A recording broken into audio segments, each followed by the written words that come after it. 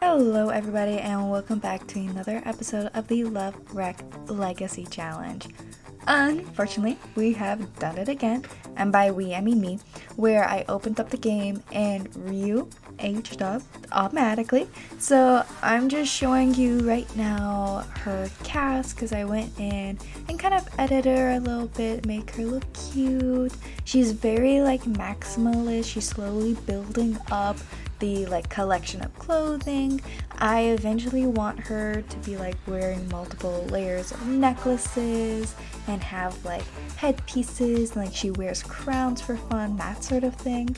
So I hope you like how she looks, and we're gonna go ahead and get right back into our playing. And we are back into playing. I ended up looking through the rules for Gen 3 because I have officially decided that Ryou will be our heir, and we're gonna go ahead and take a quick look at that right now. Gen 3 is called Love Me Not. Commitment issues, you got a few. You love falling in love, but staying in love is another story. You want to be a parent, but you don't want to be tied down. Relationships begin fast and end faster, leaving a trail of baby mamas and daddies behind. We have to complete the painting and parenting skill, complete the collection of decorative eggs. We have to have at least 3 children with 3 different Sims. We have to go on a date every weekend, and we will be trying to go out with a different person each time. And have a family outing every week. We have to complete the super parent aspiration. And we gotta paint a portrait of each romantic partner before breaking up, which I thought was a lot of fun to kind of plan out. But then I was thinking, if we're going on a date with someone different every weekend, would that mean we're going to be painting a person every other episode? And it's that's a little too much for me. So I decided that for the romantic partner specifically, you need at least 50% friendship and romance to even be considered a romantic partner.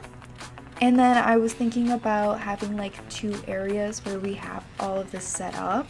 We'll have one area where, these people are our actual boyfriends, and then these people are people we just went out with. And right now I have Ryou actually going to the art museum in San Myshuno because she had officially joined a club at school called the Painters. Basic name, but you can't blame me. She went ahead and walked in, and she saw all of her classmates that were fellow art enthusiasts. She was excited to finally sit down, start painting, and figuring out how to properly associate with a society where, she could work. Ryou started painting, and, she saw a rather cute Sim next to her, and she introduced herself, and there was Kiyoshi. He was kind of gloomy, kind of quiet, and a part of her wanted to give it a shot, maybe even try to romance him, but the time went by and Ryou had to go home. Ryou walked up the stairs, begrudgingly having to leave her friends behind, wanting to release a little something on her paintings, when she smelled the sweet smell of that toasted lamb that Tokie was making, because there was going to be a party to celebrate Tokie's birthday. Though they did miss it, it was still something. Soon enough, the party began.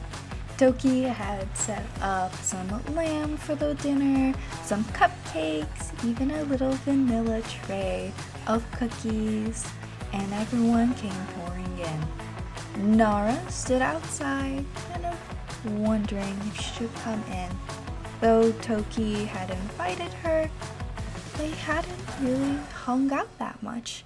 And it wasn't that Tokie didn't want to be friends with Nara anymore. It just seemed that since the last time they had hung out, they had grown completely apart.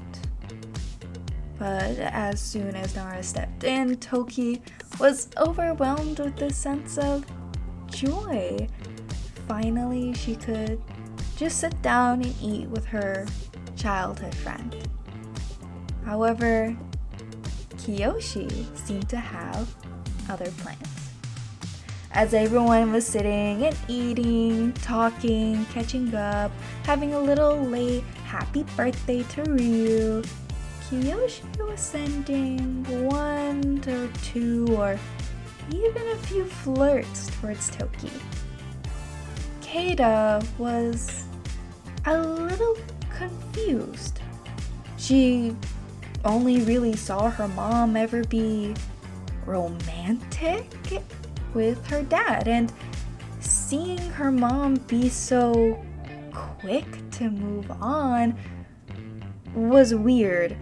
Kaida was still angry. She was mad at everyone. She blamed everything on, well, the world.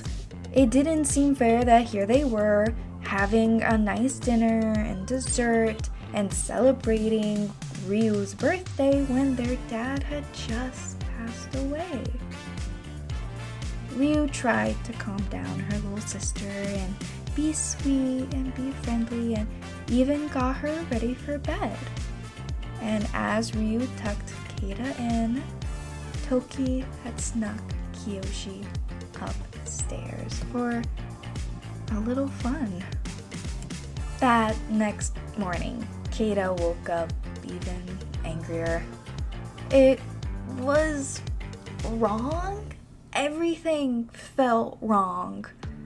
To the point where Kaida was even beating up her stuffed animal, her favorite stuffed animal, screaming at it and hitting it, and, well, Tokie didn't know what to do. She wanted to comfort her daughter, wanted to try her best, but, well, when the school bus came, Tokie just waved them off and wished them a nice day. Ryou gave Kaida a quick hug, a little side one, thinking that maybe that was all she needed before heading off. But Ryou wanted to do more. She wanted to be a big sister. But there wasn't anything she could do at that moment. It was her first day of high school, and she had a few friends with, being a part of the painting club at school, but not enough to feel comfortable sitting with them during lunch, not enough of a friendship to be able to pass notes in class. Though she made a plan that that would be what she would be doing that day or even the day after or the day after. She wanted to have a distraction from whatever mess her mother was causing at home. And there, in the loudness of the cafeteria, was Kiyoshi. Ryou sat down with him and they started talking about how classes were going. That first day of lectures was a bit much for Ryou, but she was catching up. And as they talked, she realized that she was getting her first ever crush. Kiyoshi was very kind. He was sweet and, well, if you want a distraction, what's a better one than maybe flirting with a boy? And Kiyoshi was just perfect for that, at least for her. And as the school bell rang, off she went onto the bus with the rest of the painting club to the art gallery. They all ran back around and started studying the murals and painting some together, catching up, and soon enough Lavender was talking to her. It was a type of yapping that she could get behind. This was what she needed. This was the type of friendship that she wanted. Even Aurelio, who seemed to have been ignoring her the first, few times they had seen each other, was being quite friendly. There wasn't a need for Ryou to go running home out of embarrassment or sadness. A part of her didn't even want to go home. That entire night, Ryou just hid in her room. Kaida walked in and then walked right out. When Ryou was able to get to school that next day, she just went right into action. Kiyoshi was in the hallway as she was walking by and she stopped him. They started talking and, sharing their anxiety for exams that were happening that day. Kiyoshi had slid her a few notes that hopefully would help her, and Ryou prayed they would.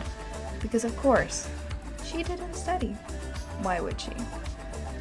There they sat, looking down, wondering how did they ever figure this out in the homework. Ryou didn't even remember talking about this in the lecture. But pushing all of that aside, Ryou's friend Lola was there. They started talking and yapping, sharing photos, talking about the art club and wondering what kind of fundraisers they could do.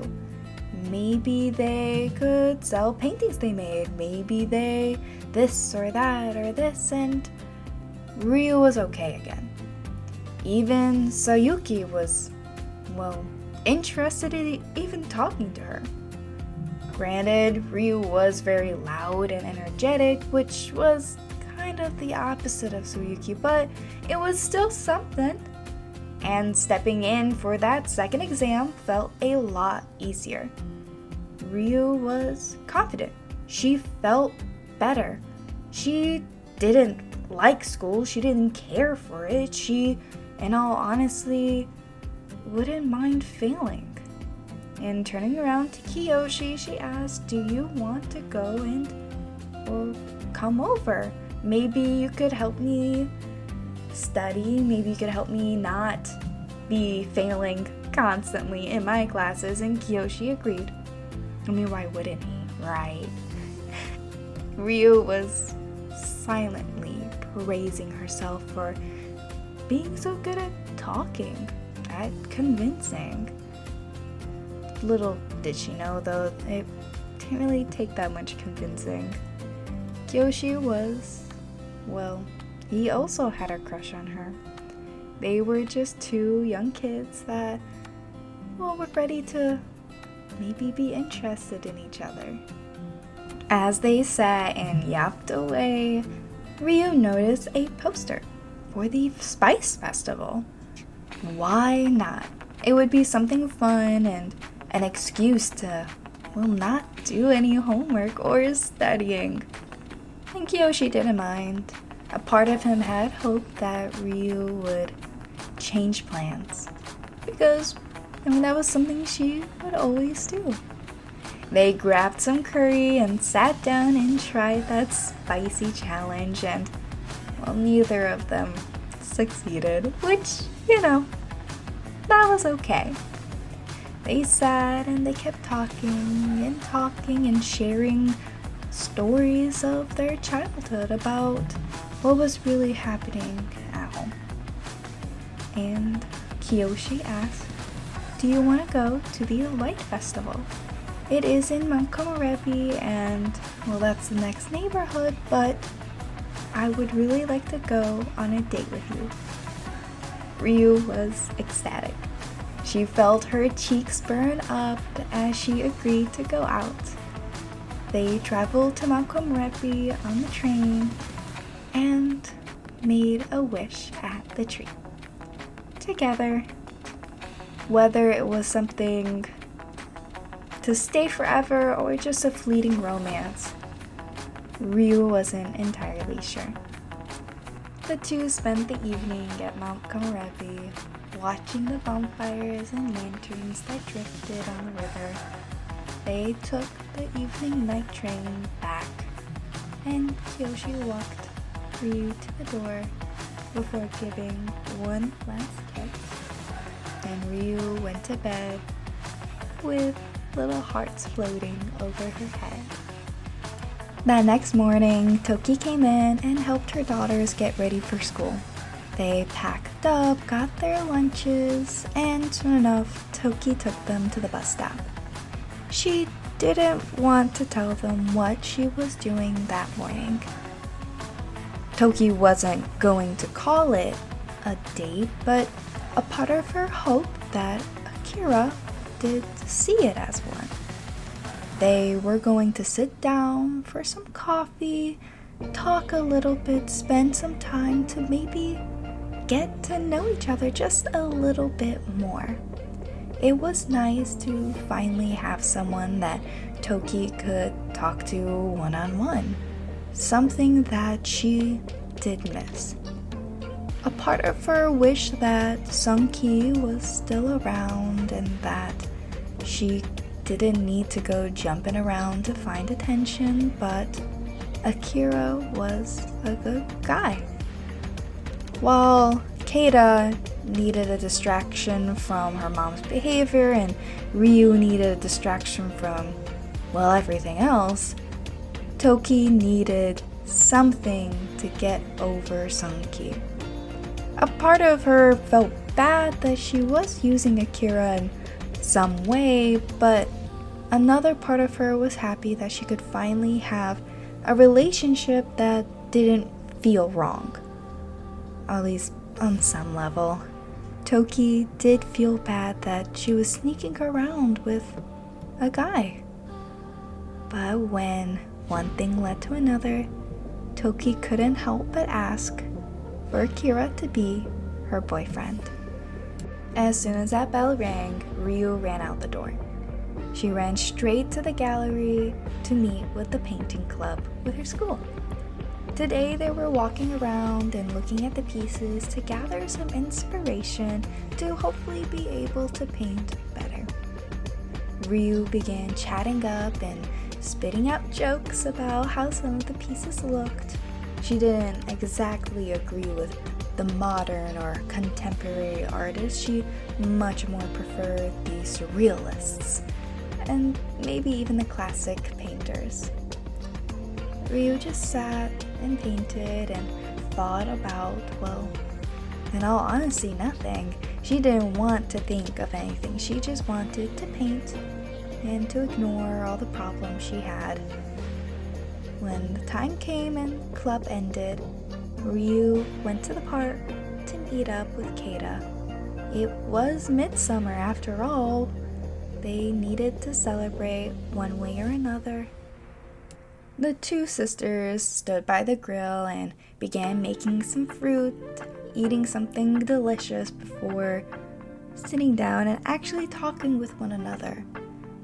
To Ryou, it felt like it's been ages since the sisters had a one-to-one, a heart-to-heart about their mom, their grandparents, and most importantly, their dad. Kaida, the hot-headed sweetheart that she is, wasn't letting it go, and she shouldn't have to. Ryou felt disassociated. She didn't quite understand or grasp that this was her reality now. The older sister who needed to take care of her little one. Alrighty, y'all, I hope you enjoyed that episode. I hope you have a great day and see you next time. Bye!